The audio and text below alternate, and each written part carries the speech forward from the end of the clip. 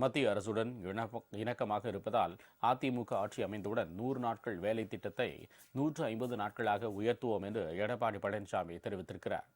மக்களை காப்போம், தமிழகத்தை மீட்போம் என்ற பிரச்சார பயணத்தின் ஒரு பகுதியாக திருவள்ளூர் ஊத்துக்கோட்டை சாலை புதிய பேருந்து நிலையம் அருகே எடப்பாடி பழனிசாமி உரையாற்றினார். அப்போது அதிமுக கொடுத்த அழுத்தத்தின் பேரிலேயே வேறு வழியின்றி மகளிர் உரிமை தொகை வழங்கப்படுவதாக தெரிவித்தார். அதிமுக ஆட்சியில் செவிலியர்கள் நிரந்தர பணியாளர்களாக நியமிக்கப்படுவார்கள் என்றும் அவர் தெரிவித்தார். செவிலியர்கள் அவர்கள் ஒப்பந்த அடிப்படையில் பணிபுரிஞ்சிட்டு இருக்காங்க.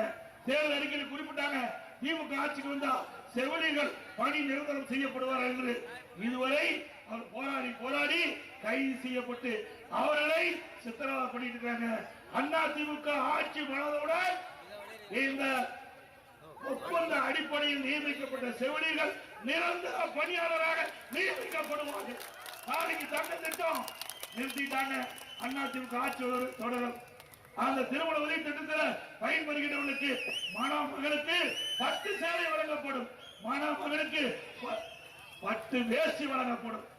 ஒவ்வொரு தீபாவளி என்றும் நம்முடைய சகோதரிகளுக்கு தாய்மார்களுக்கும் தரமான சேலை வழங்கப்படும்.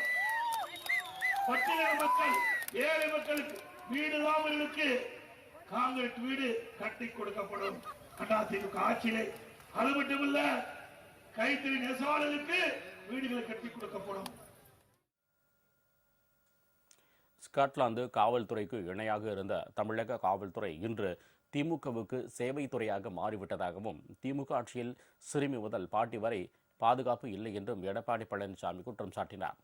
டாஸ்மாகில் பாட்டிலுக்கு 10 ரூபாய் அதிகமாக வசூலித்ததன் மூலம் 4 ஆண்டுகளில் 22,000 கோடி ரூபாய் கொள்ளையடிக்கப்பட்டுள்ளதாகவும், அதிமுக ஆட்சி அமைந்தவுடன் இந்த முறைகேட்டில் ஈடுபட்டவர்கள் சட்டத்தின் முன்பு நிறுத்தப்படுவர் என்றும் அவர் தெரிவித்தார். ஏழை மக்கள் மகிழ்ச்சியோடு தைப்பொங்கல் கொண்டாட தமிழக அரசு 5,000 ரூபாய் வழங்க வேண்டும் என்றும் கேட்டுக்கொண்டார்.